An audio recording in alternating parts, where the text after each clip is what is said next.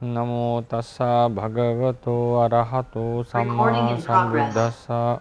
Namo tassa bhagavato arahato samma sambuddhassa. Namo tassa bhagavato arahato samma sambuddhassa. Good morning, everyone. Last time we discussed about the difference between Dhamma and Dhammatas, means the realities and the phenomenon. So, if you remember, we divided the phenomenon into 5 groups: Uttu Niyama, Chitta Niyama, Bija Niyama, Chitta Niyama, Kamma Niyama, and Dhamma Niyama. And so we pointed out how they are different from the realities, the Dhammas. Now, today we are going to discuss how, now we had a chart of Paramattas, a complete chart where about the ultimacy of the Theravada tradition. So, now we are going to point out of the separate entities or elements of this chart, which element or which name, which thing belongs to which group. For instance, if we talk about Paramatta Dhammas, is it a Dhamma or a Dhammata? If we talk about Paramatta Jatikas, it is a Dhamma or Dhammata. So, likewise, the entire chart we are going to distribute into 2 groups, and how should we understand it. So, the idea of Dhamma and Dhammatas: Dhamma are the realities, Dhammata are the phenomenon. It's quite important in understanding the Theravada teachings profoundly and deeply. It is difficult, sometimes it is difficult to have a clear cut, a black and white difference, whether some parts are whether Dhammas or Dhammatas, but in the end we will be able to have a better picture about the constitutions of this chart of the ultimacy. So, today's lecture will be focusing on naming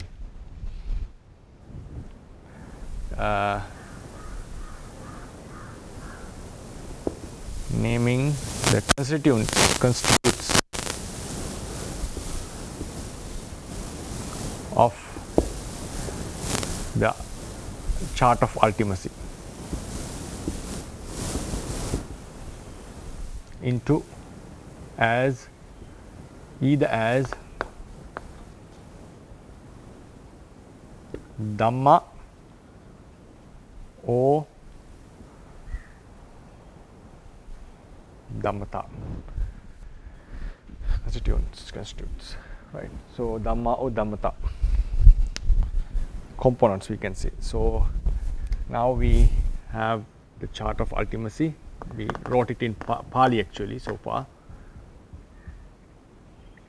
Paramattha is divided into 2 groups: Asankata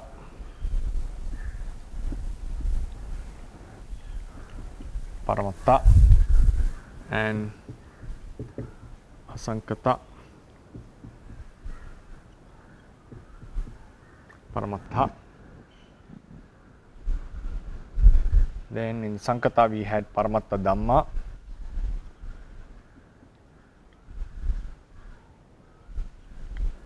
then Paramatta Jatika,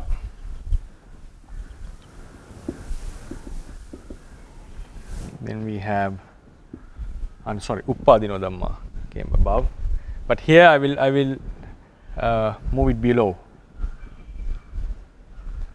Uppadino Dhamma. In the original chart, this was shift up and down. Then we have Anuppanna Dhamma.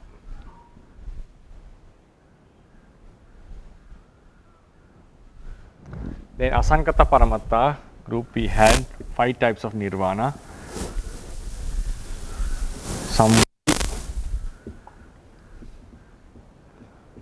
Nibbana, we had Tadanga Nibbana,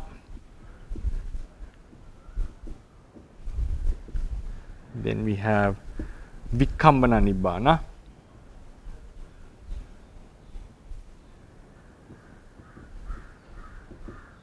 then Samuccheda Nibbana,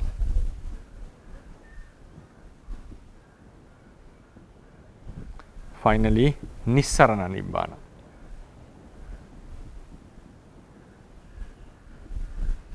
Nissarana Nibbana.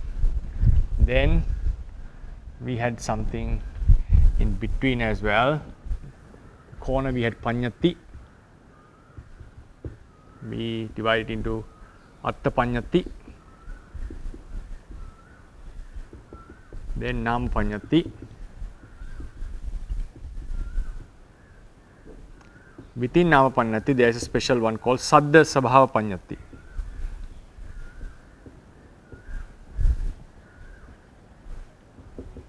Actually, in the previous lectures I gave it as Saddha Panyati, it should be Saddha Sabhava Panyati.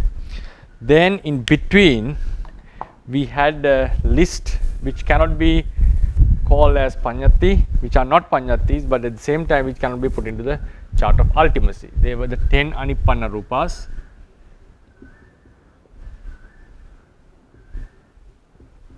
Then we have 3 universal characteristics, Tilakkana.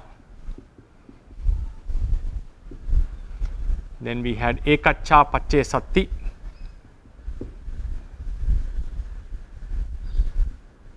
Certain conditional forces. Then we had something called Gati, Bhava and so forth. Finally, we had Ajatakasa. Kala, the time, was Panyati actually, according to Theravada tradition. So, this was the chart of ultimacy as we drew. Then we also had something above called Dhamma and Damatha. The difference between Dhamma and Damatha. Damatha was fivefold, if you remember. It was Uttuniyama. Then we had Bija, Niyama, and 5. Kamma Niyama, Chitta Niyama, and Dhamma Niyama. Right? All 5. So now what we are going to do is, we are not going to focus on these 5. That's why I didn't write it. So there are 5 Dhammatas, 5 types of Dhammatas. Dhammata are phenomenon, Dhamma are reality. So now we are going to understand in this chart which elements or which names belong to Dhammas and which names belong to Dhammatha. Right? So here I shall mark the Dhammas with black color.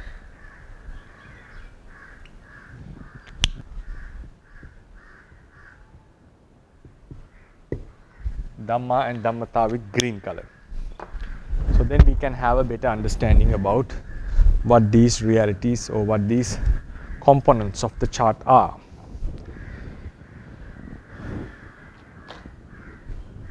So if we start from the first, now these are topics, we are not going to name them, we shall start from the numbers. They all are considered as constitutes, and then Panyati is out of the story, because Panyati is neither Dhamma or neither Dhammata. Because in this explanation, when I say Dhamma, I am talking about a reality. But in the ultimate explanations, Panyati is also considered as a Dhamma. We can call it a Dhamma. But in this lesson, I am going to talk Dhamma equal to realities. I exclude Panyati from here. So now this group, as we have discussed so far, are not Panyati obviously, but they are very close to Paramatta. So that's why I drew a broken line here. Here it's a complete line because they can never be Panyati. But the Kala, then one can ask the question, why didn't we put time here? Because space and time are very related in our present day discussions, topics. So therefore I wrote Kala here, but according to the Theravada tradition, it belongs to the Panyati. So now we shall start from Paramatta Dhammas. Paramatta Dhammas are the Nama and Rupa. Nama and Rupa. Nama is mentalities. Rupa is materiality, twofold. So they are realities. Paramatta Dhammas. Paramatta Dhammas has the nature of arising as a separate entity. As a separate entity. Something that has arisen already is called past, arisen and passed away. Something that has arisen but not passed away is called present. Something which has arisen and passed away is called past, atita. Something which has arisen but not passed away yet is called pachuppanna. Then something which has not arisen yet, which we call it anagata. We are talking about the reality that arises. When we are talking about Paramatta Dhammas, we have to explain it based on its arising. Sometimes we talk about a potency, the possibility of arising. So these are the potencies. These are the potencies. So Paramatta Dhamma are exactly realities. They are not Dhammatas. Chitta is a Paramatta Dhamma. It has the characteristic of cognizing or knowing an object. Cetasikas are Paramattas. They have their own functions. They are separate entities. Patavi, Apo, Tejo, Vayu are separate entities. Though we say them as separate entities, it also should be known, it should be also kept in mind that they never arise alone. They always arise in clusters. A cluster of materiality, material stuff is called Rupa Kalapa. A cluster of mentalities are called Chittupada. Chittupada and Rupa Kalapa. Whatever exists in the world exists in clusters, not alone. But even within a cluster, a single reality has its own independent existence. It means it is a separate entity, though they are connected with each other, inseparably connected. Practically they are inseparable. But still, in terms of functioning, in terms of their characteristics, they have their own identity. Therefore, they are separate entities, we call. Though they arise in correlation with each other, in the practicality or in the actuality, they have their own existence. So they are separate entities. So all the Paramatta Dhammas are Dhammas, right? All Paramatta Dhammas are Dhammas. All Paramatta Dhammas are Dhammas. D. Dhamma. Then we come into Paramatta Jatikas. Paramatta Jatikas were the potencies that we are talking about. For instance, the lobha, uneradicated lobha, uneradicated dosa. Sometimes the habitual impact remaining in Arahant's mind stream or even a Putujjana's mind stream. We call it vasana.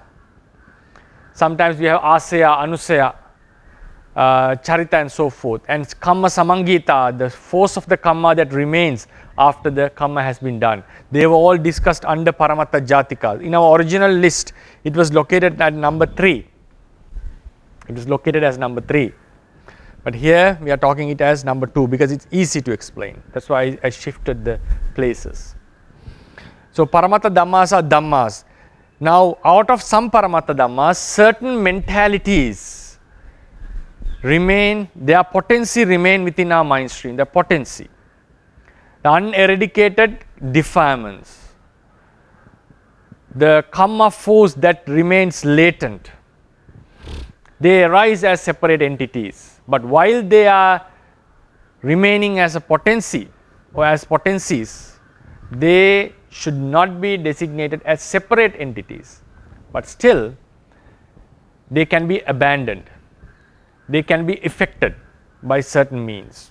So therefore, these latent tendencies tend to be or manifest characteristics of realities rather than Dhammatas. So they are very close to Dhammas. They are very close to Dhammas. They can be said as a certain state of Dhamma, stage of Dhamma. They are a certain stage of Dhamma. So they are Dhammas. They are Dhammas.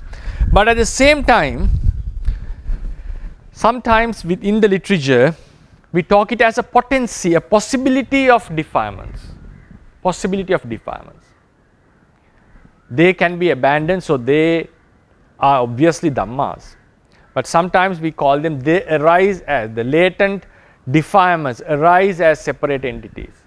And they follow our mind stream like a potency, like a possibility. So therefore, within the literature, we have an explanation on them based on Dhammata as well. Dhammata, DHTA, Dhammata. So we cannot rule out the idea that they are not Dhammatas. Why is that? Because they have been explained so far, like so. So therefore, Paramatta Jatikas manifest characteristics closer to, or they are obviously Dhammas, there is no doubt about that. But they manifest characteristics close to Dhammatas as well. Because why they are Dhammas? Because they can be abandoned on the spot while we attain the higher paths.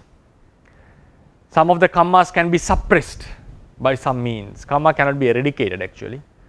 Only defilements can be eradicated. Kammas can be suppressed.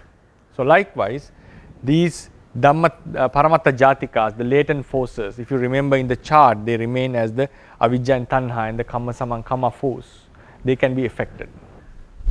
Then we are talking about Uppadino Dhamma and Anuppanna Dhamma. If you remember, if I recall, Uppadino Dhamma are the resultant mentalities and materiality that is supposed to happen by a kamma that has already gained the opportunity. Kamma cannot just give results out of nothing, or it cannot give results, just remain latent. It has to gain the opportunity to give results. So after a kamma has gained the opportunity, before it gives results, before it ripens as a result, in between these two stages, the ripening and the opportunity, gaining the opportunity, this resultant mentality and materiality that is supposed to arise, that is about to arise, is called Uppadino Dhamma. We are not talking about the reality, we are talking about the possibility or a potency that they are going to happen. So it's very closer, they are very closer to Dhammatas. They are very closer to Dhammatas because we are not talking about the potency here. We are talking about the reality that is going to happen. So it's much closer to Dhammatas. They are much closer to Dhammatas. So therefore, some teachers call them as Dhammatas directly.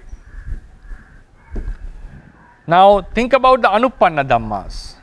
As long as the defilements are uneradicated, as long as the kamma is not being fully abandoned, lot of suffering is about to happen. We are bound with lot of suffering.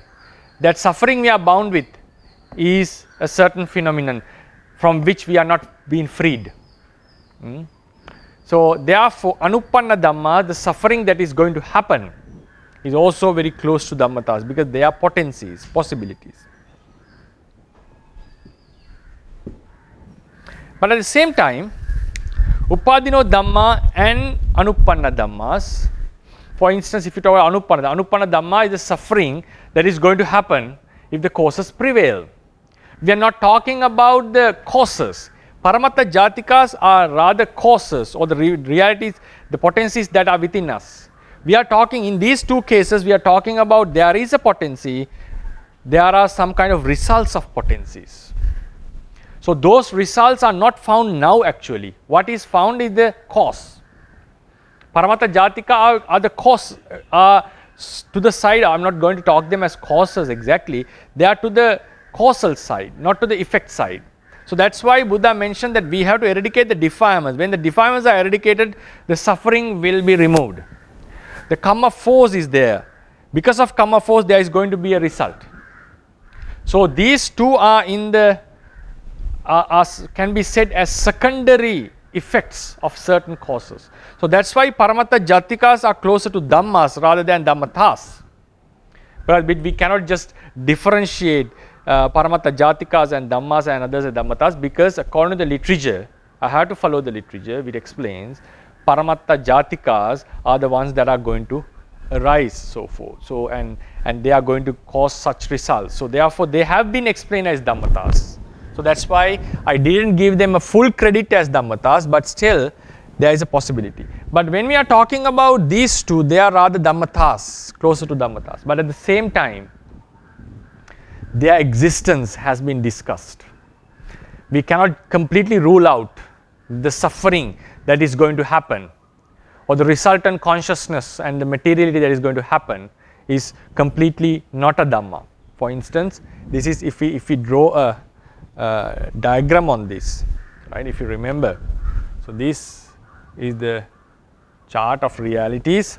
Then we had some Paramatta Jatikas like Avijja, Tanha, Kamma and so forth.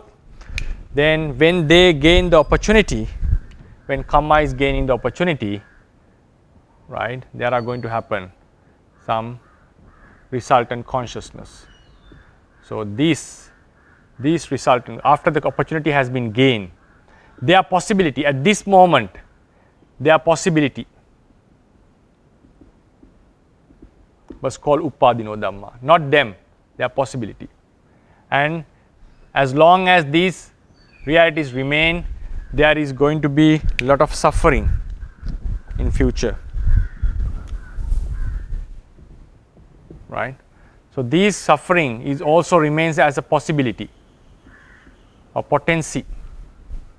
We are not talking about these. These are Anagata Dhammas. We are talking about the possibilities here. But still, as they are, this possibility is what is going to happen. There is a sort of a Dhamma nature within them.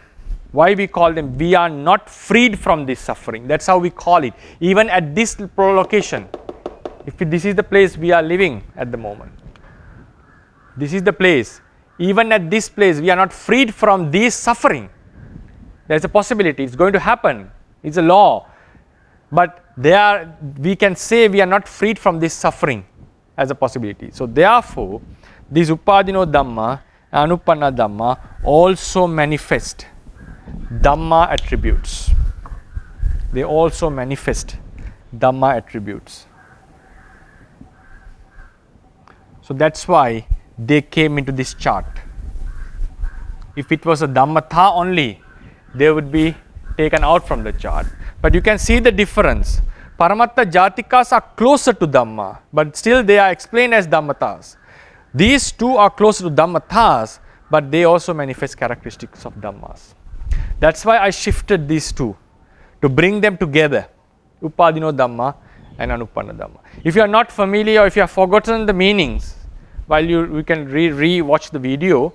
So before that, I advise please go and have a look, or have the knowledge renewed about these names. For some they can be completely new, or you may have forgotten their meanings. First we have to understand what is a Paramatta Jatika, what is an Upadino Dhamma, and what is Anupanna Dhamma. I have given few lectures on these topics, and also a lecture collectively talking about them.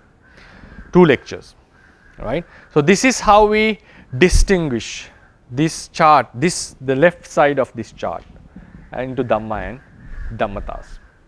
Now we move into the Asankata Paramattas. Asankata Paramatta means the unconditioned realities. The characteristic of unconditioned realities according to the Theravada tradition is the relief from the suffering that is going to happen. In terms of not conditioned by causes, even Ajatakasa, the ultimate, the infinite space, according to Theravadians, is not conditioned. Is not conditioned. Because it's not like the Big Bang theory according to Theravada tradition. They are talking about infinite space that has no limit, or that has no beginning or no end. It is an empty space where the realities are located. So in terms of conditioned nature, Ajatakasa, it does exist, this empty space. We can call it as something that doesn't have any beginning. But what is the difference of this Asankata? It's not conditioned. At the same time, it is the freedom from the suffering that is going to happen. Ajatakasa doesn't have that characteristic. So that's why we didn't place it here. I think we discussed about this topic in detail. What is Ajatakasa and what is time in a separate lecture. So therefore, this is the relief from the suffering that is going to happen. It's a relief, it's a state, it's a completely separate state. It may be felt as a Dhammatha to some when you are talking about the relief from the suffering. But according to the Buddha's teachings, he has emphasized on this matter that it is a Dhamma. It is a Dhamma. So therefore, we categorize all of them, all these 5, whatever unconditioned state related to nirvana are Dhammas.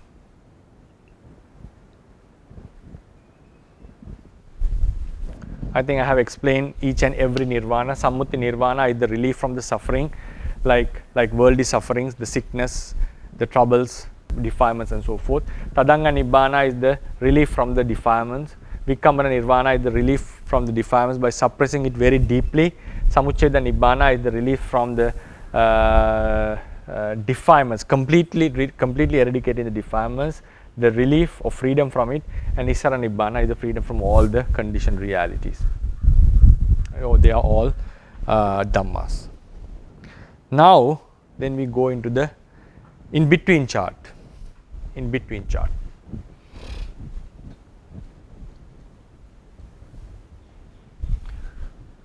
Out of the 10 Anippanna Rupas, right? 10 Anippanna Rupas, if you have the handouts that I have distributed before, among the 10 Anippanna Rupas, we have one is the Paricheda Rupa. Paricheda Rupa is the space between two material clusters, or either the edge of a material cluster. We are talking about, we will just focus on the space in between. So actually there was an unlimited space already. So when Rupa Kalapas appear in this space, they arise with some space in between. So that space which had already been existing is the Akasa Dhatu, we call Akasa Dhatu. So out of the 10 Anippanna Rupas, Akasa Dhatu should come here, right? Akasa Dhatu should come under this. So Ajata Akasa, we have the in Ananta Akasa, we call unlimited space.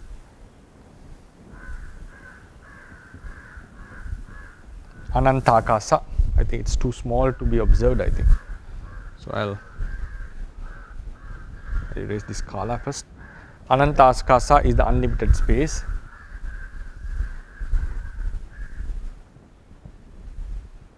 Which I talked about Ajata Akasa. But in that unlimited space, when two Rupa Kalapas appear, there is a tiny space between. That is called Paricheda Akasa.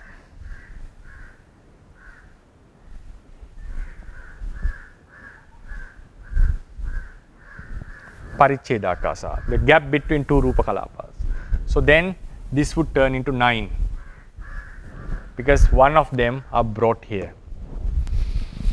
Then among the 10 Anippanna Rupas, the last 4, Upachaya, Santati, Jarata, Anichata, the last 4, we call Upachaya is the arising of a Rupa generation, the initial arising of a Rupa. Santati is the, while they are happening in generations, the subsequent arising of Rupa. Jarata is the decaying of a Rupa, Anichata is the passing away of a Rupa. They are the Anicca Lakkana of Rupas. We are not talking about Namas there. So out of the 10 Anippanna Rupas, we have discussed on this, 10 Anippanna Rupas, one is the space between two Kalapas, and the last 4 are the characteristics, universal characteristics of Rupas. But actually we are talking about the Anicca Lakkana only. So they were called 4 Lakkana Rupas. 4 Lakkana Rupas. These Lakkana Rupas fall under Tilakkana. But it doesn't mean that all Tilakkana is Lakkana Rupas. Tilakkana is Anicca Lakkana, Dukkha Lakkana and Anatta Lakkana. Among them, we have the 4 Lakkana Rupas as well.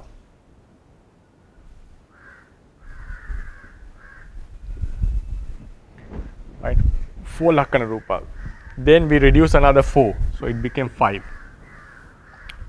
1 was deducted and 4 was deducted. So then we have only 5 left.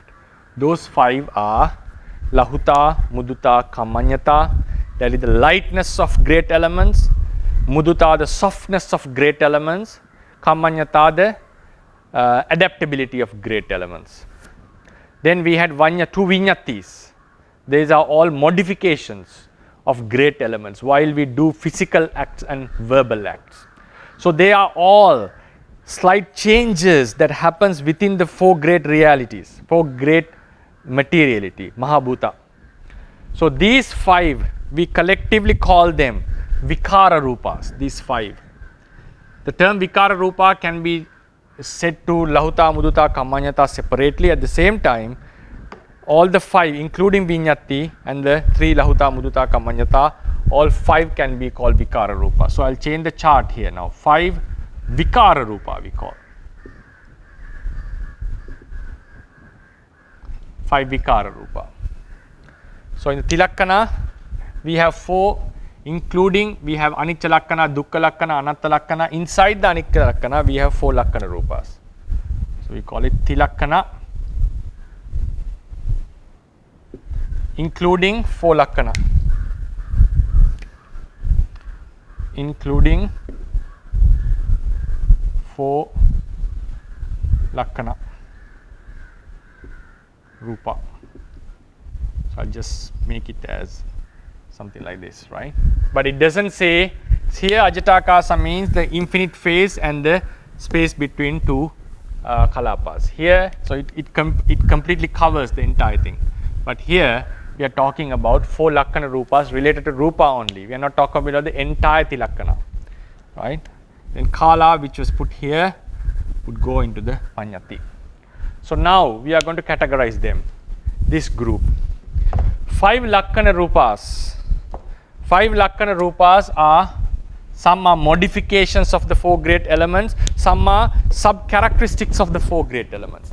The lightness of the four great elements, the softness of the four great elements, the adaptability of the four great elements, a modification of four great elements while we talk and work.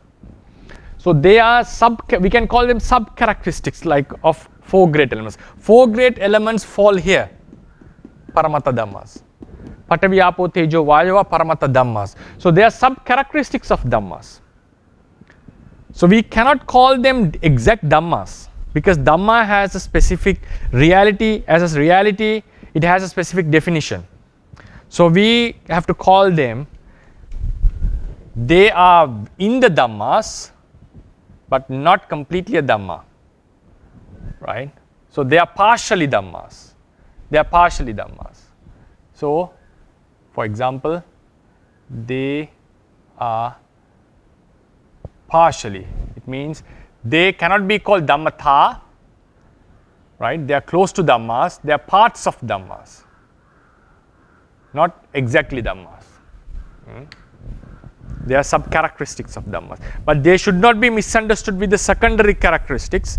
Like for example, Lobha has the main characteristic of getting attached. At the same time, it has a sub-characteristic of following the mind stream or bounding the beings to the samsara. We can call them secondary characteristics. But here we are talking, it's the hardness is there and it becomes, there is a certain modification within the hardness, so it becomes quite softer or it becomes quite lighter and so forth.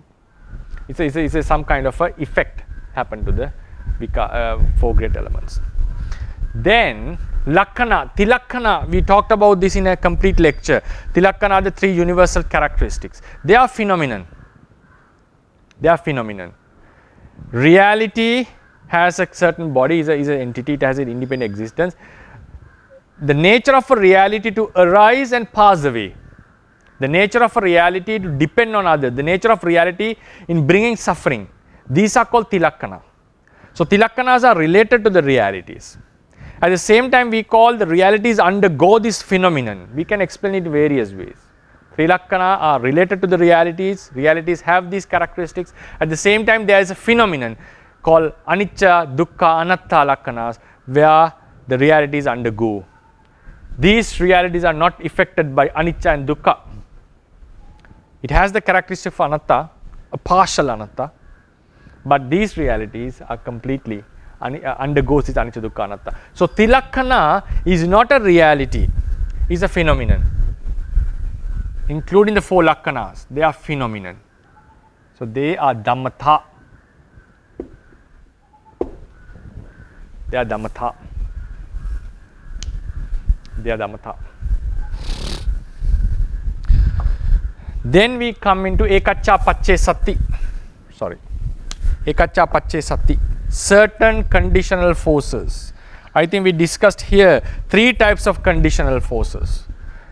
The conditional Anantara Pacce Sati, the momentum left behind by the previous mind moment, previous consciousness or previous cluster of mentalities. The momentum which remains, which causes the arising of another mental cluster. So that momentum is connected to the Dhammas, the mentalities. They are closer, they are connected to the Dhammas. But at the same time, they support the arising of another mental cluster. Right? They are closer to Dhammas. Because likewise, now these were the sub-characteristics of Dhammas. Likewise, these are the Paccaya forces, the abilities of Dhammas. They are abilities of Dhammas.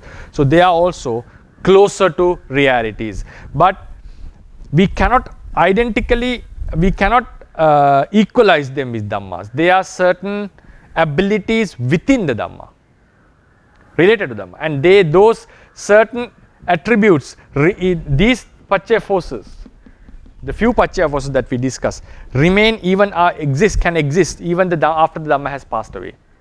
So therefore, they are closer to Dhamma, but they are not the Dhamma. The ability of the mental cluster is a Dhamma. The momentum which remains from this mental cluster, the momentum of this cluster, momentum like force we call it, momentum like force which remains is not a Dhamma, but it is an attribute of the Dhamma.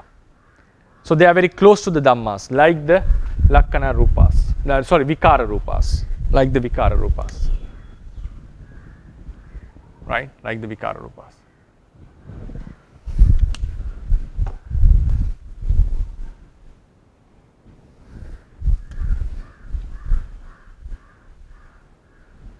Like the Vikara Rupas. So they are closer to Dhammas. Right? They are closer to Dhammas. But at the same time, when we now a certain force remains within the mind stream, if we have done good deeds, we are not talking about the karma force, a certain force remains within the mind stream, a habitual impact which causes the similar mentalities to arise later on. So therefore it remains as a certain force. So it's a Dhamma actually.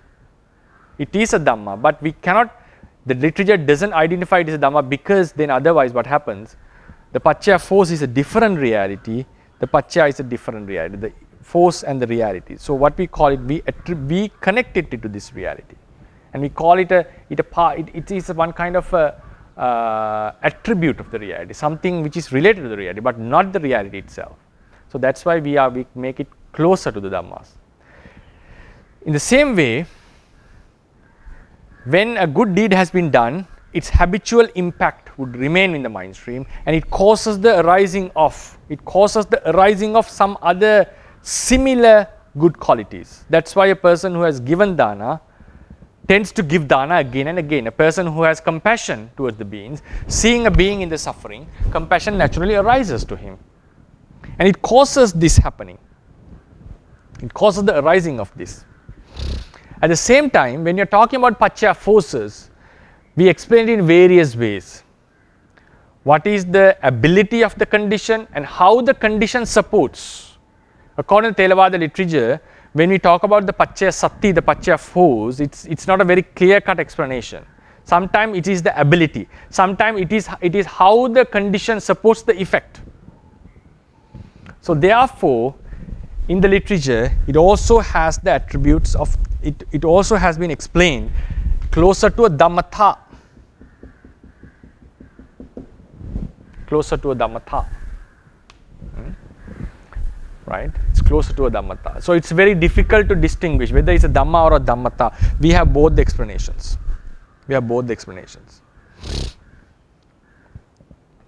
Right? So you can see here they are actually closer, much closer to Dhammatas. But they also manifest Dhamma attributes. Here it's very difficult to explain, though they have been explained in both the ways. Gati. We were talking about a state which determines certain peculiar characteristics of beings who are born in specific realms. Every human who is born as a human share certain common attributes. Animals share common attributes. Devas in specific realms share common attributes. The Devas in Tusita realm are called happier over other beings, other Devas. And Devas in the Nimmana Rati can create the figures that they like while enjoying sensual pleasures. So they all possess this ability just because they are born there. So what did it determine? What did it suggested us? We could postulate that there is a certain state due to which beings possess certain mental and physical attributes and capacities. I think we did a complete lecture on this. So, and we also mention it as a certain state, an ultimate state. At the same time, we also discussed about it. It can be explained as a phenomenon, by which, due to which the beings possess these attributes, mental and physical attributes and capacities. So it can be explained in both the ways. It can be explained either as a Dhamma or a Damatha.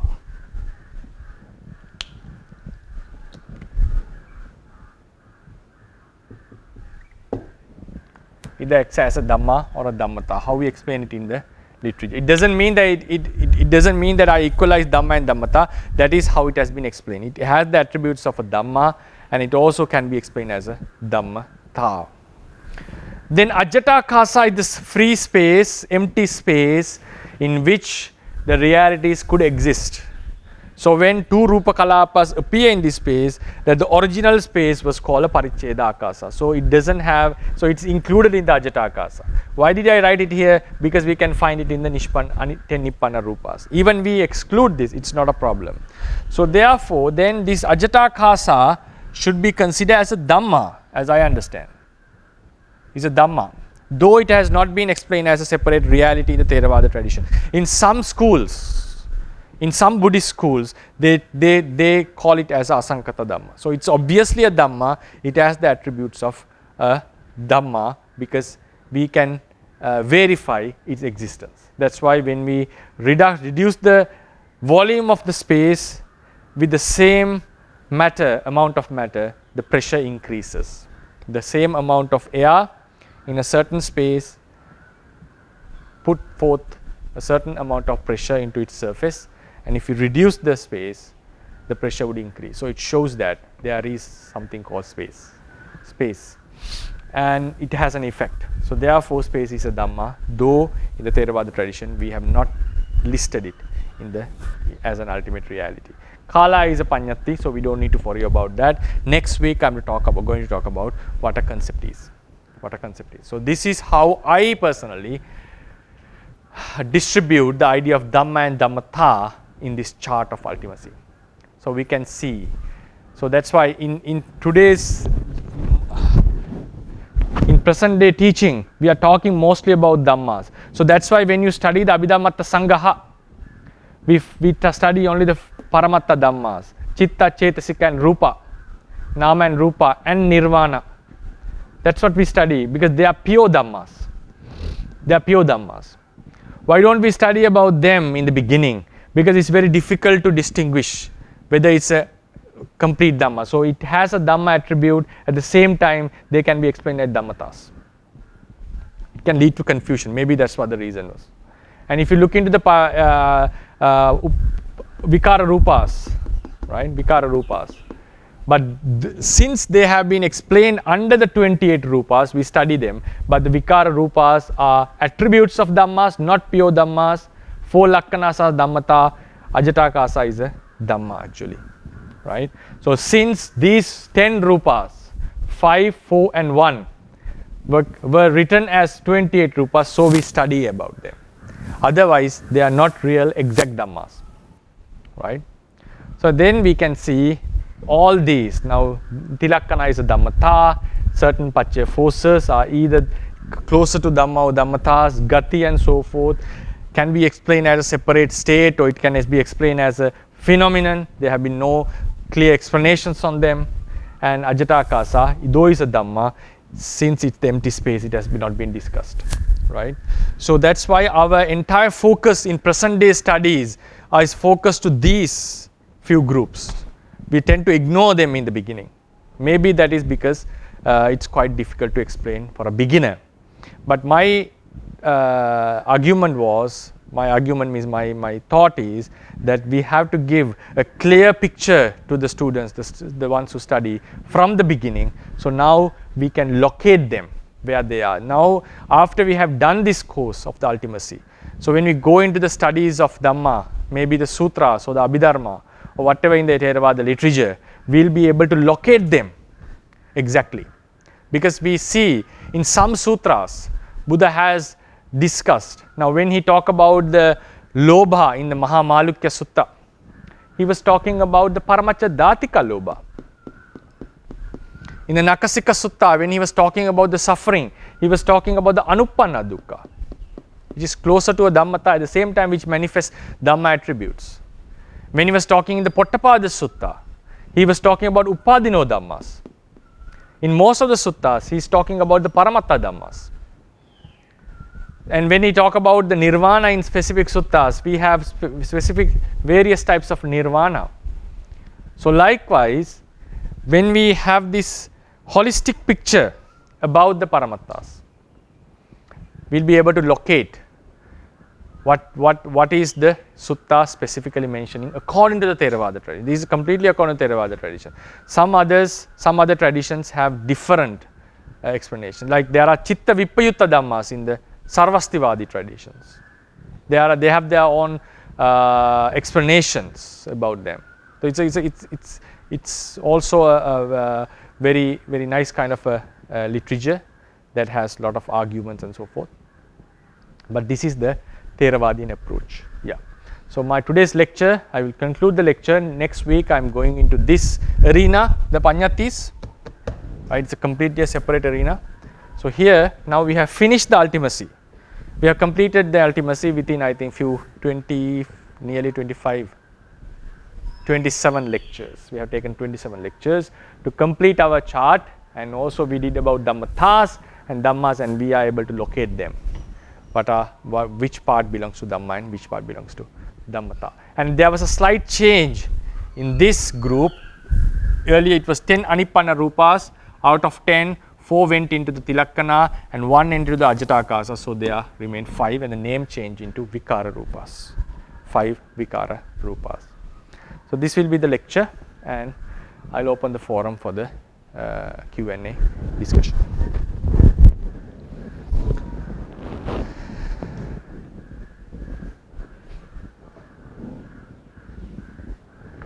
So hello everyone, if you have any question, you can raise your hand or you can put the question in the chat box and we can read it out for you.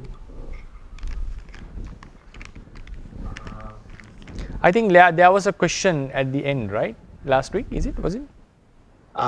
Yes, but that person said that they would like to ask that question if the opportunity is given. Okay. Given later on. Okay, so they are going to ask by themselves. Right. So we'll take the questions related to this topic first, and at the end we'll give him a chance there. Okay. Right. Thank you. Okay. I have a question. It's not quite a question, but it's just that. So how should we define the word Dhammata exactly? Because so after this lecture, I'm not quite sure I understand what the Dhammata means. Is it a law or is it the possibility? Because when you say that the Upadino Dhamma is, we can categorize it as Dhammata. Then is it like a law? But it should be the possibility, right? Right. So thing is, now within the literature, there is, like when we talk about the niyamas and all these, in some places we talk it as a law. When we explain about, it's a very good question. When we in the last lecture we talk it about, we define it as the law. But in this literature, I would have talked about this in that lecture actually.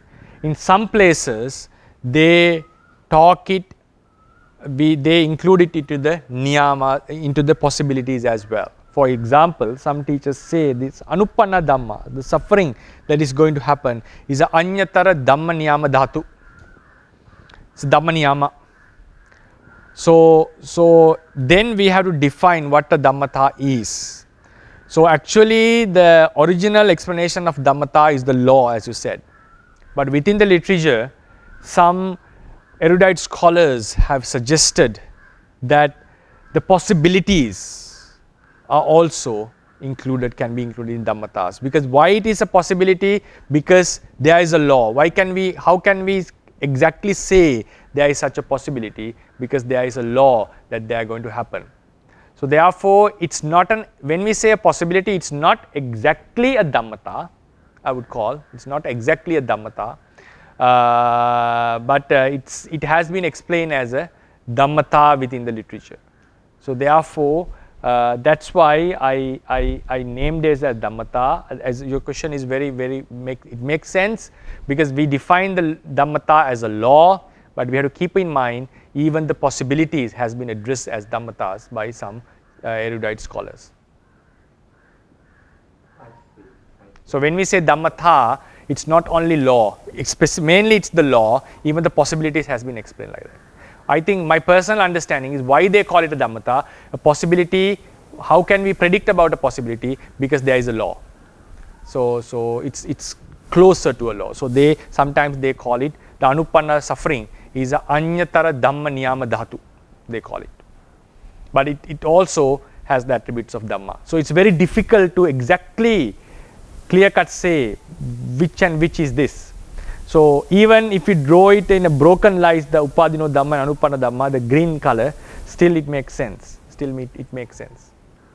Rather than saying it a dhammata actually. Thank you, Bhante. Right, so.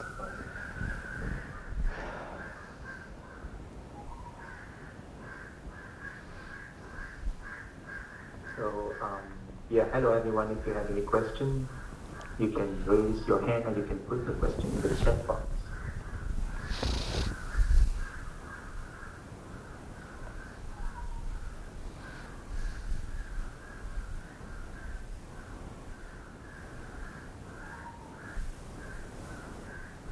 So the other question I have is that in the previous lecture we mentioned the 5 dhammatas. Yeah.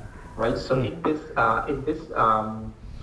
charts right here you give, then whatever item that we put in the dhammata, then it looks like all of them except the karma in the Paramatta Jatikas. The rest should be put in the dhammaniyama, right, Bhante? Yes. Exactly. Upadino dhamma also closer to kamma niyama, right? Right. Yes. Anupanna dhammas, yeah, they are dhamma niyamas. Exactly. Remaining are dhamma niyamas. But actually, here we should have utu niyama. It's not all dhammata are represented here. Sorry for that. Bija niyama. Then we have chitta niyama. Kamma niyama,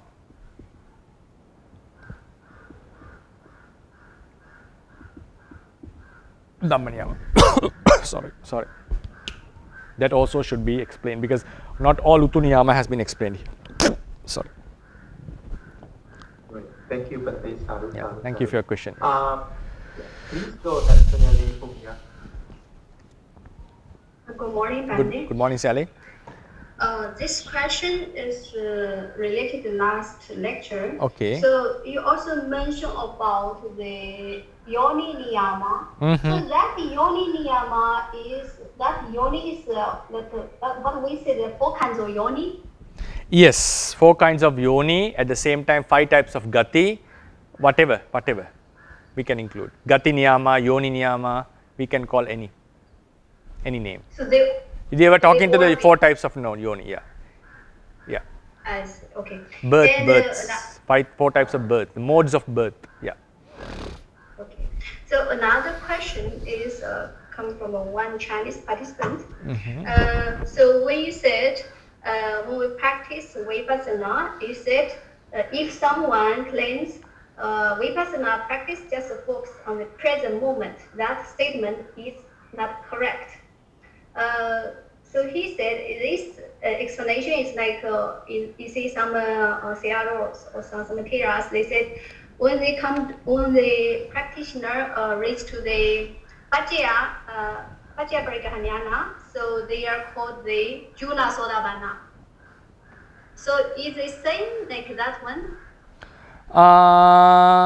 Chula Sotapanna is like if you reach the Pacchaya Parigahanyana, if you read not the Pacchaya Parigahanyana, if you complete the Pacchaya Parigahanyana. If you complete the Pacchaya Parigahanyana, you come into the state of Kanka Vitarana Visuddhi. Kanka Vitarana Visuddhi and Pacchaya Parigahanyana are 2 things. You complete the Pacchaya Parigahanyana to attain the Kanka Vitarana Visuddhi. You do the Namarupa Paricheda Jnana, then you attain the Ditti Visuddhi. So, when he has completed the Pacchaya Parigahanyana and attained the Kanka Vitarana Visuddhi, then he is a Chula Sotapanna. Why is that he is a Chula Sotapanna? He is similar to a Sotapanna. A Sotapanna has completely eradicated Ditti and Vichikicha, wrong view and skeptical doubt. So, this person who has attained the Kanka Vitarana Visuddhi has suppressed the wrong view and the skeptical doubt, Ditti and Vichikicha. So, it is similar to a Sotapanna. So, but still he has not completely eradicated, so we call him Chula Sotapanna. A small Sotapanna who is similar to a Sotapanna, we can call. Then that one is with your attainment, you become certain in the next destination. It says if you remain as Chula Sotapanna, you are certain to be born in a good realm if you don't lose that level. Then what I was talking about last week was you can do present moment Vipassana, there is no problem in that. What I was saying is if someone says a statement that Vipassana has to be exclusively on present moment, there cannot be any other type of Vipassana, what I said was that statement is wrong. I didn't say that you cannot do Vipassana in the present moment, you can do it obviously. Actually the present moment means you cannot do present moment Vipassana on Nama Dhammas because the Chitta itself cannot know the Chitta, right? If you are doing a Nama Vipassana, it has to be a previous Chitta, or either you have to contemplate on another Bahida Aramana only. And Rupa also, when you see a Rupa, the Viti goes, there cannot be a Vipassana wisdom in the 5 Panchadwarika Viti, 5 sense door mental process, mind process. It has to be from a mind door process. So, it also contemplates about a past Aramana. In some cases, really directly to mind door, you can, really means some, in most cases, directly you can focus on the Rupa of the body at the present moment and do the contemplation. So, there are few occasions that the present Vipassana can occur. But what we normally do is you see your object, you contemplate it as Anicca Dukkha Anatta, and you mostly they contemplate it as a Rupa and the understanding starts to pop up if you feel the impermanence, suffering and non-selfness. So, even in such contemplation, it is not a present moment Vipassana according to Abhidhamma, because when you see your object, the Fido Viti goes, the Ido Viti, then with the mind we contemplate on the past object. So, there is nothing called exact present moment Vipassana actually. What people are doing is also a slightly past Vipassana, past moment Vipassana. So, but I understand when someone says you have to contemplate on the spot when you see something, when you hear something, when you feel something, when a thought arises. Otherwise, you cannot do, you can never do your own internal akusala Vipassana Chitta, because after it has arisen, you have to do with another Chitta. In a mentally, internal mental Vipassana can never be present moment, right. So when I said, I was talking that if someone's, technically it is wrong if you say you are doing present moment Vipassana, except in few cases. So therefore, if someone says that you have to do it in that way only then the Vipassana wisdom arises. That is completely against the Theravada teaching. There is ample of evidences. There is no evidence to prove that. that Vipassana has to be done on the spot, on the objects. I can guarantee that. There is no evidence for that. You cannot prove it with the Vipassana in that way. Mahasi Sayadaw has tried it to prove actually to be true. He has ignored lots of information given in the literature.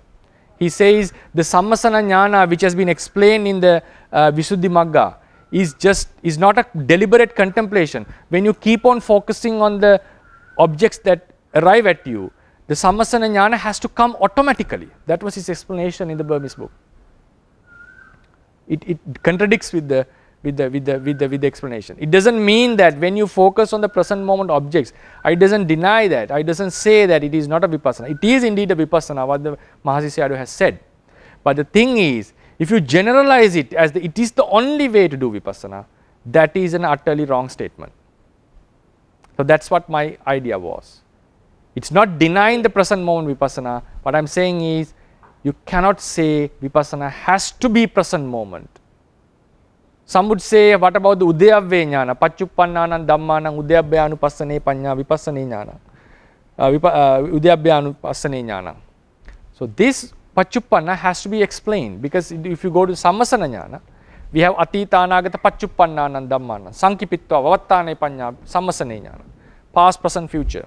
So first we have to define what is past, present, future according to Sammasana Jnana. Sammasana Jnana says present is not the present moment that we are focusing on. First you have to define. Now even we focus on the breakfast, the Rama Rupa, while we had our breakfast today, when we are focusing on that, we have to classify it or define it as a present. Present means you take a certain object in Sammasana that is a present object. Then whatever Nama Rupa which happened before eating is past, whatever Nama Rupa that happens after eating is future. According to that contemplation, if I focus on the eating and then think about this afterwards, even the present moment is a future object. So therefore, whenever we come to the Vipassana explanations in the meditations, I'll clearly explain how the present, past and future has been explained in the Patisambhida Magga and also within the Theravada literature. So based on that, what I said was, what I say is, we cannot generalize and say that because of a technique that Vipassana has to be exclusively present moment. No, it can be either present object or past object or a future object or even a phenomenal object. Phenomenal. What is a phenomenal object? If you go into Visuddhi Magga, we contemplate about this. The Nama Rupas of the 60s would not go into 70s. The Nama Rupas of 70s would not go into 80s. We have to do it even as a young yogi. That's how it has been instructed. So what happens is, we don't know whether it's not a future object actually. We don't know how long we are going to live even. Now the decades, the Nama Rupas of the 90s would not move into the hundreds or go into the next slide. We don't know whether we live 100 years or not. So it's a phenomenal object. It's an idea of ultimate realities.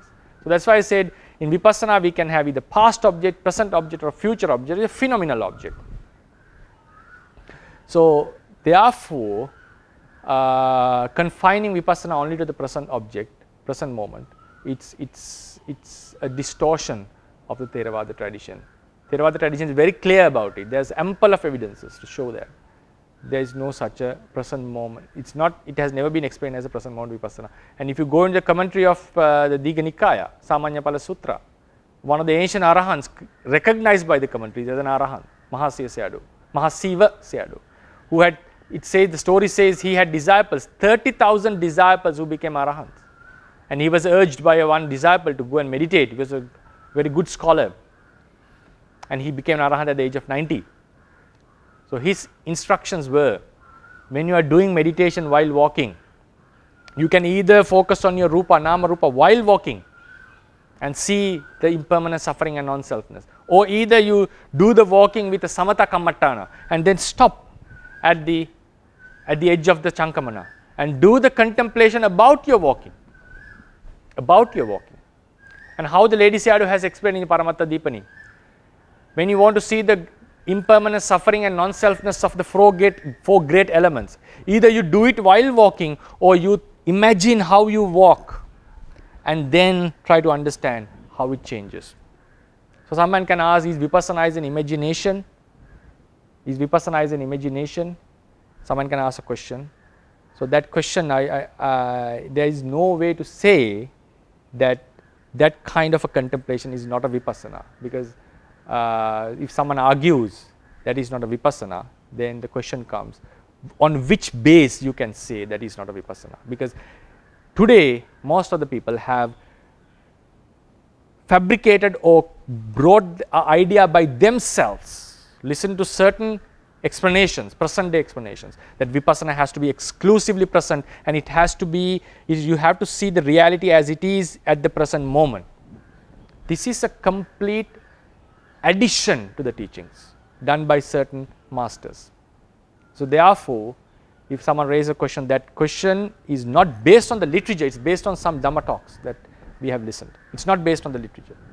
Literature doesn't have any support to say that if you imagine about your rupa and contemplate, it's not Vipassana. There's no such a basis for that. So then someone can ask, is it ultimate reality? Yes, it is the ultimate object. It's a phenomenal object. That is, all these happens after we have understood what the realities are. The key is the Nama-rupa paricheda. Nama-rupa pariggaha is the key. We have to understand the characteristics of Patavi, Apo, Tejo, Vayo, mind and matter, mentalities, chitta, chetasikas. Then after we have understood it, when we contemplate on it, you can use the word thinking, it's no problem.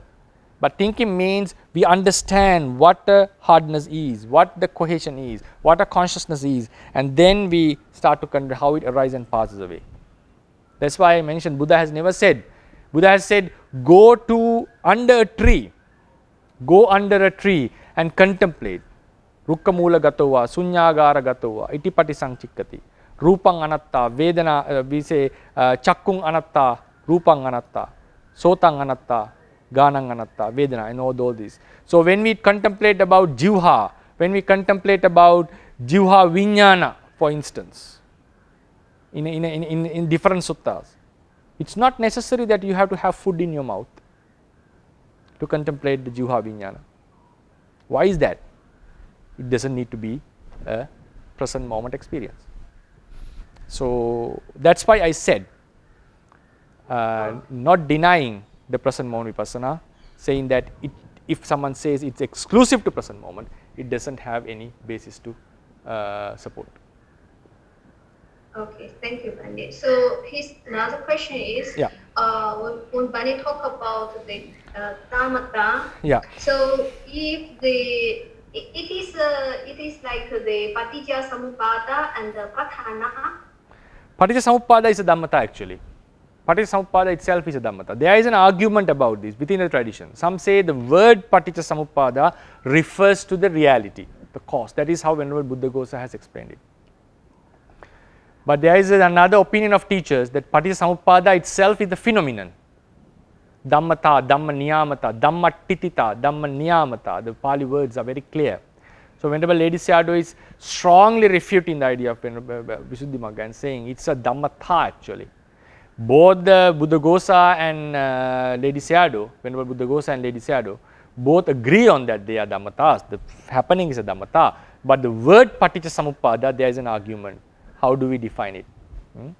So Patijja Samuppada, the happening of Patijja Samuppada is a Dhammata, Patthana, the happening of Patthana is also a Dhammata. They all belong to the Dhamma Niyama. What I understood, you said like when we say avijja is a Dhamma. Avijja is Dhamma. Right? Sankhara is Dhamma. But the happening of the avijja and sankhara is a Dhammata. Exactly. Happening of sankhara due to avijja is a Dhammata. Avijja is a Dhamma, sankhara is a Dhamma. Happening of avijja due to happening of sankhara due to avijja is a Dhammata. So if we come the 24 pajayas, like Hetu pajaya, Hetu is the Dhamma. And associated with those associated with phenomena, Jeta, Cetasikas, they are happening are the Dhammata. Yeah, they are associating Chitta Chetasika also Dhamma, Hetu also Dhamma, their happening is Dhammata, yes. Okay, thank you, Pandit. And also some says the support given by hetu to associated mentalities, that pache sati, what it is? Pache sati is a attribute of Dhamma, and also it has been explained as a Dhammata, how it supports. So these both have been given by the teachers. Hey, pache sati is not exactly Dhamma, it is something belonging to the Dhamma, and that's why I say pache sati is the ability of the Dhamma. At the same time, how the pacha helps the paccayuppanna. So this is related to the happening, the law, related to the law, and it's also happening. So therefore, it also has been explained as a Dhammata. So the pache sati, according to Lady Sayadaw, is a Dhammata. At the same time, they recognize is a part of the Dhamma. So that's why we have to categorize it as Dhamma and Dhammata both. As a, not exactly Dhamma, part of Dhamma, attribute of Dhamma, and also a Dhammata. Yeah. Okay, thank you, Bande. Sadhu, sadhu, sadhu. So Dr. Ryan, we'll give the, shall we give the opportunity to the last week question that someone was going? Yeah, as I reported, Bante, that person wanted to have their own opportunity. Whenever they want to ask, they are going to ask Bante. Okay. So we are not going to call their name, Bante. Okay, right. Okay, right. Okay. Yeah. If they are present, they can ask the question. Yes, yes, Bante. So I have a question related to this, Bante. So this question is about the ability to read the mind. So it's Abedya. So it should be a manodwara viti, right, Bante? Exactly. So what is the object of that manodwara viti, Bante? Is it the present object? This is also a very controversial point in the Theravada tradition. So thing is, now if it is the, now according to the traditional explanation, like what has been followed in the commentaries, what has been touched by the bhavanga, what has affected the bhavanga, has to be the object of the entire viti, right? So if any chitta is connected to bhavanga, we call apata gacchati. If it touches the bhavanga, strikes at the bhavanga, that same object has to be known by manodwara vajana, and then the same chitta has to be known by javana. Then it happens a past object, right? It happens to be a past object. Then it's a big problem. It means that no way in the parachitta vijnana can know a present object, right? But there are explanations on it can know the present object. So the commentary says this presentness is not the kanika presentness, it's the santati pachuppanna or adha pachuppanna. So Mula Tika completely rejects this idea and says there is no santati pachuppanna or kanika pachuppanna in Dhammasangani. We are talking about momentary present. If it were talking about the santati present, generation present, or the lifespan present, what happens is in the pachuppanna tika, atita tika, one has to say pachuppanno dhammo pachuppannasa dhammasa anantara pachena pachayo, because in a one stream of santati, previous consciousness and the following consciousness both have to be present there. Then the present consciousness supports the present consciousness. If we take present, past, future in terms of generations. So Mula Tika refutes this idea and say no, it's only in Dhammasangani in Patana. Present means momentary present. So it is mentioned clearly that Parachitta Vijnana Abhinya can know the present chitta. So it has to be present moment consciousness.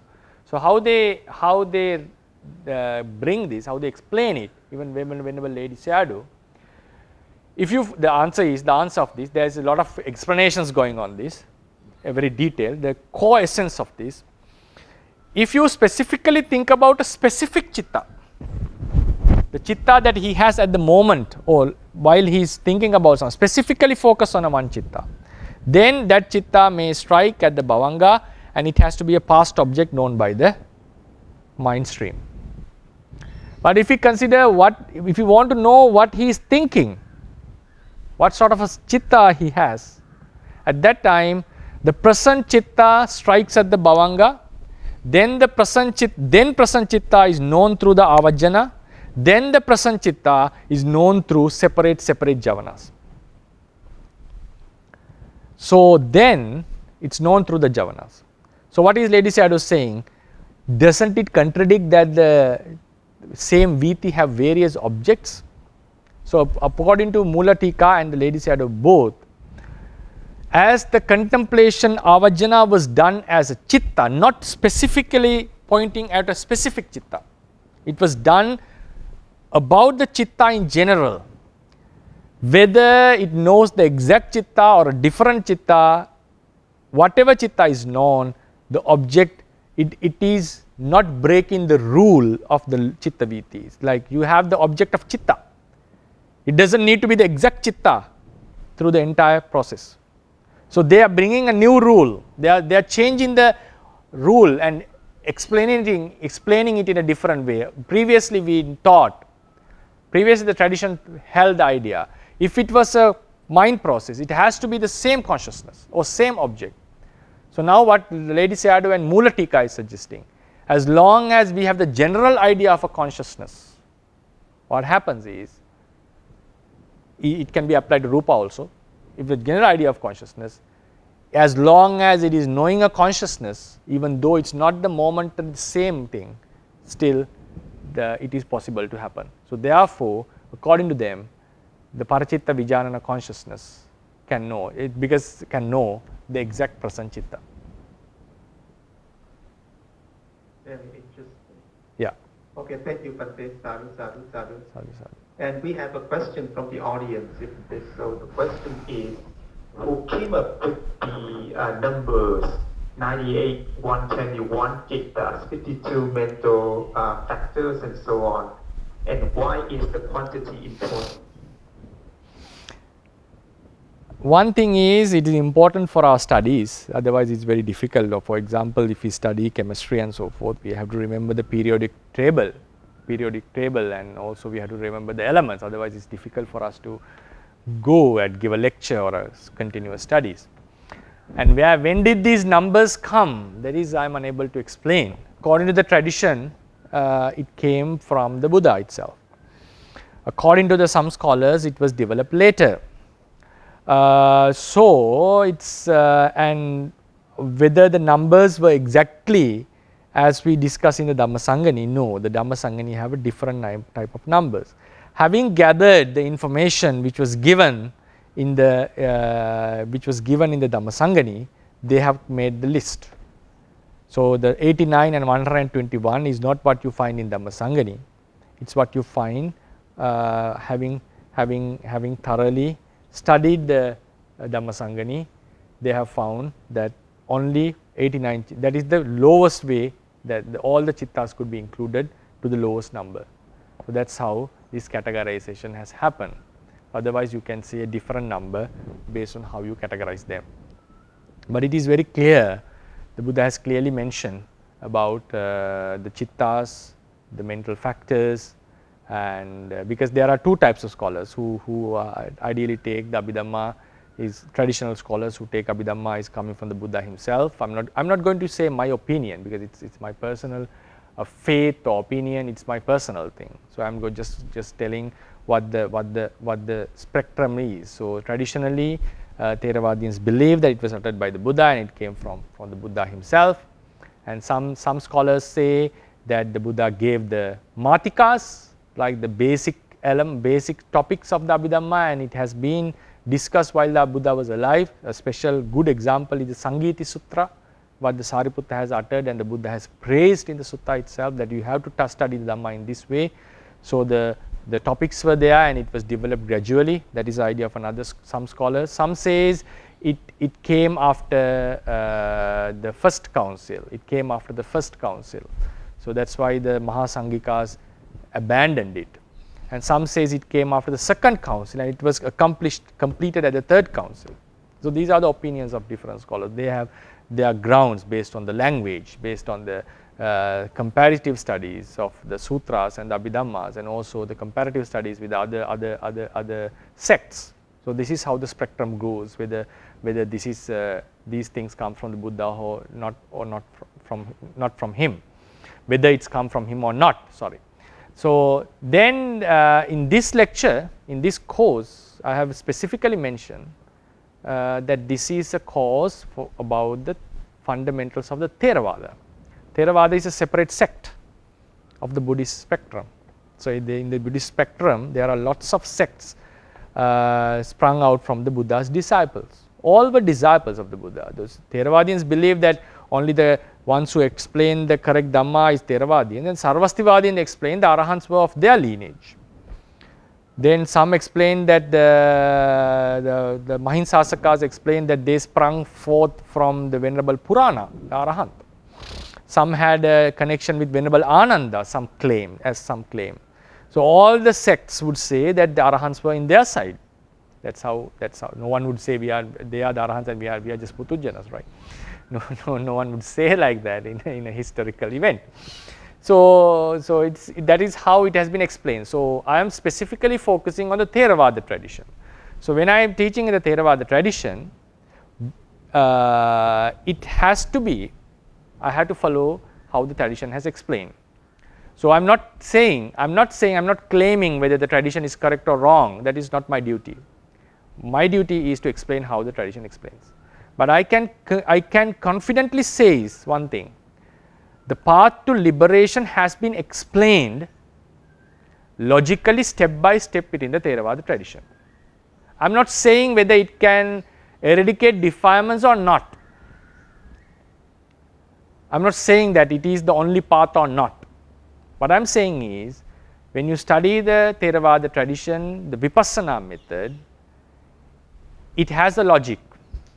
It has been explained very thoroughly, comprehensively from A to Z, and there are no arguments within the Theravada tradition about it. But the Sarvastivadins also have a Vipassana technique. Vajrayanas also have a Vipassana technique. Vipassana technique, especially for Bodhisattvas, even they claim Arahanthood, Vajrayanas. So, therefore, every tradition has its own Vipassana. I have not studied other traditions actually, but I have studied this as a Theravadian monk. I have studied the Theravada tradition. I can explain it from A to Z. And so, when we A to Z in the entire Vipassana path, not completely from the basics I can explain. And we can see a very huge logic behind this. So, when we are going to have such a course till the end, so there are teaching techniques. It is not easy that we can just say this is how it happens. That is why even we listen to 100 times, we record and listen to the Dhamma talks, we are not going to get enlightened for sure. That is for sure. Even we listen to the Dhamma talks given by the Buddha, even we record them in their original language or in whatever language, and we keep on listening. I do not think most of us would not get enlightened, because what is that? Because we have not had that intellectual or spiritual capacities that we have grown up, that are necessary to be grown up. Then someone can say, how about the practice? Yes, the practice also, there are specific ways, the Theravadian practice, the Sarvastivadian practice, the Sutrantika practice. So, I am talking about the Theravadian practice. So, the Theravadian practice has specific definitions, the ways of teaching, the ways of understanding, and this is how it has been taught for generations, and this is that it has been taught, practice for generations. It does not mean that this is the only, I does not claim that this is the only path. I does not say this is not the only path even, I am just saying this is the Theravada path. So, sometimes people may argue, is it what the Buddha has said? Yeah, there were some other traditions, there were some other sects. If we go into explain, for example, if we can explain the Buddha's teachings very by our own self, every intellectual person has that right and the capacity to do that. But when we are talking about the Theravada tradition, we have the basic fundamentals. So, the number of chittas is a basic fundamental, number of cetasikas is a basic fundamental, how it arises is a basic fundamental, the causality is a basic fundamental. So, we are talking about the basic fundamentals of this tradition. So, if we explain the Buddha's teachings as we understand it, yes, we can do it. Then what happens is, what we have to accept it, we have to decide whether our explanation falls into the Theravada or not. Because there have been various explanations of the Buddha's teachings. So, it does not matter how famous the preacher is, whether he falls into Theravada or not, that is what matters in this. But I do not say Theravada is the only way or is not the way. I don't say it's correct or wrong, but this is Theravada. So, if we explain the Buddha's teachings in our own way without following the Theravada fundamentals, you are out of the Theravada. But it's still explanation of the Buddha's teachings, because there have been Sarvastivadins which explain the teachings apart from the Theravada. There have been Sautrantikas. There have been the Zen tradition which completely denies the completely means completely focuses on the practice. That is the Zen tradition, but it's not the Theravada tradition. So, thing is, sometimes the monks, there may be monks who are in the Theravada traditions, but explain breaking the fundamentals of Theravada. Their monkhood doesn't matter. Their monkhood lineage is Theravada, but what they preach have to be evaluated compared to the fundamentals of the Theravada. So, we can easily say whether our monk, even he claims to be an Arahant, we can exactly say whether he is an Arahant according to Theravada or not. Whether he is according to Theravada, whether he is Arahant or not. We can very clearly define it, because the fundamentals have been clearly explained. So, that was the purpose of this course, that to explain what Theravada is. So, then what happened, the listeners have the opportunity to decide whether Theravada is a doctrine to be followed or not, whether Theravada makes sense or not, whether it is attractive or not. The listeners have their can make the decision by themselves. So, as you said, this is how it has been explained in Theravada tradition, and the numbers does matter when we study the doctrine, because if you want to go deeply into the Theravada tradition, someone can ask the question, can't we study the Theravada tradition without the numbers and all these? Yes, we can, to a limited level, not to the deepest level. It would be quite harder if we go alone without knowing the exact numbers. It doesn't mean that we have to memorize them as they are, but actually at least we have to have a good picture about what they are, because when we come into the lectures of Nama, the mentalities, lots of numbers would be used. But are we going to use these numbers in meditation? No, it's not. We are not going to use it. These studies of numbers is to understand the philosophy deeply. So, then only we will be able to practice according to the Theravada. We can practice according to our own. We can practice according to a different tradition. We can practice according to a certain respected master. What I am talking is how to practice according to Theravada. Theravada is a unique tradition which has its unique peculiar attributes, which had lasted for thousands of years. So, within the tradition there are lots of developments.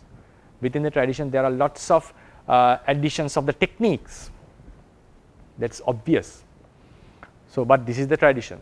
So that's why I follow these numbers and all to explain the Theravada tradition. Thank you, Bhante. Sadhu. And there's one more hand, Bhante. Sure. Yes, please go ahead, Sayadaw Uttama. Yes, okay. Thank you very much for giving us the panorama of this, like the chart that helps us to have there is bird's eye view and worm eye view. This is a very good overview for us to help us to understand the Sutanta and the Abhidhamma and the Vinaya and Pitaka. So this is very precious. So thank you so much. My question is regarding today's class. For Paramatta, we have the chart, the Paramatta. There are 4 kind of verification, the Parina, Pavana, Pahana, Satikarana. And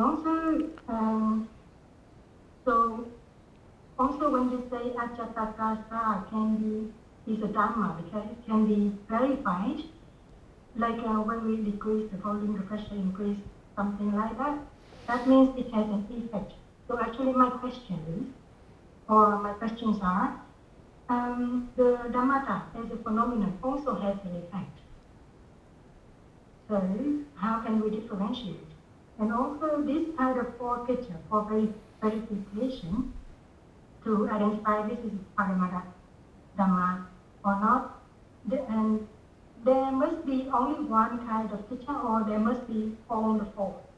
That is my second question. Thank you. Second question, if you have one function, it's enough to call a Dhamma, even one function, right? And second thing is Dhammatas, the difference of the Dhamma and Dhammatas. Dhammatas can be verified, Dhammas can be verified. Dhammatas, it's difficult to point out what it is. It's difficult to point out what it is. Exactly say, this is it. That's the thing, it's always a mechanism going on. So, but Ajatakasa, we can surely point out, this is it. So that's why the difference of Dhamma and Damatha, another difference of Dhamma and Damatha. Both can be verified. Both can be verified because Damatha can be verified. If avijja is there, Sankara has to arise. So it can be known with our wisdom. It can be verified. But it's difficult to point out what it is, exact one thing. Dhamma has to be a one thing to be pointed out. Dhamma is always have an identity of one thing, yeah, one entity. So that's why it has the intrinsic quality. Exactly, right? exactly, exactly. So that's why we have to learn, like we have to have Sitamayana to learn. Exactly. This intrinsic quality to differentiate between Nama and Rupa. And exactly. So this is one of the first steps for Vipassana. Right? Yes, exactly, exactly. That's why when we define the Dhammas, it has its own intrinsic quality. And when we come into the Vipassana method, whatever way we use in the Conditional Theravada tradition, we should differentiate. Now, should we differentiate all Chaitasikas from Chittas or all Chaitasikas from each other? Not necessarily. If you can do it, it's a very good thing to understand the impermanence, especially the non-selfness. But there is a must that you have to differentiate the intrinsic quality of Rupa from Nama. That is a must in Vipassana. We will be discussing this when we come to the Vipassana lectures. So there are two things. So then there is no one self entity located in here. So as you said, knowing the intrinsic nature is the very basic, that which cannot be reduced any further, is that you have to know Nama and Rupa at least. You don't need to know all the Chitta and Chaitasikas and Rupas. As someone asked the question, the numbers are necessary. For the studies, it is necessary to go deeper. But when you meditate, it is not necessarily that you contemplate all numbers and so forth. What we focus is intrinsic nature, what we focus on the intrinsic function, what we focus on how they are manifested, what we focus is how they arise and pass away. This is our focus in meditation, not the numbers. But numbers are necessary to come into this deeper understanding about its functions, about its intrinsic natures and so forth. So in meditation, it's a must that we know the intrinsic natures. So these are the basic fundamentals of the Vipassana tradition in Theravada. Okay. Thank you so much. Yeah, yeah. So I'll maybe because now after this lecture, next week will be Panyati, and then next week will be, after that there will be a lecture called Ekattanaya and Anattanaya, something that is very necessary to understand these topics. Then our course is finished about the ultimacy. So as an additional thing that how to apply this, out of the course I'll be doing, conducting a separate kind of lectures about taking the sutras and how to apply them. How should we know that these sutras can be our Theravadian sutras, because sutras are also distributed in the Sarvastivadins also have their sutras, Mahayanas also has their sutras. I am talking about the sutras preserved by the Theravada tradition, which are located in Nikayas, not the Agamas. So in Nikayas, few of the suttas I would take out and explain how should we understand them based on this basic knowledge. That is our purpose. So it will be something out of the course, because the course would end with the Anupanna Ekattanaya and Anattanaya, and also maybe one lecture, one or two lectures which collectively talk about them. Then we talk about practically how should we understand the certain sutras based on this, and what is the idea of Theravadians and what is their philosophy beneath these sutras. Like for instance, we would take about the Kaccayana Gotta Sutra, and we would take about some parts of the Patisambhida Marga, and about the Gatha uttered by the Mogaraja. So likewise, how should we locate this, how should we utilize this knowledge to understand the certain sutras. I'll be discussing them as a separate section connected to this course. In that, we would be also discussing briefly about how the Theravadian tradition is located in this huge spectrum in the, of the Buddhist tree. Thank you, Pate. Sadhu, sadhu, sadhu. I think we can Okay. wrap it up here. Okay. I don't see any more Right, questions. right. Okay, so then thank you very much for listening and wish you all the best, and may this merit help us to attain the nirvana and also for the prolongation of the Buddha's teachings. Buddha sasanang chirantitthatu, Buddha sasanang chirantitthatu, Buddha sasanang chirantitthatu. Sadhu, sadhu, sadhu. Sadhu.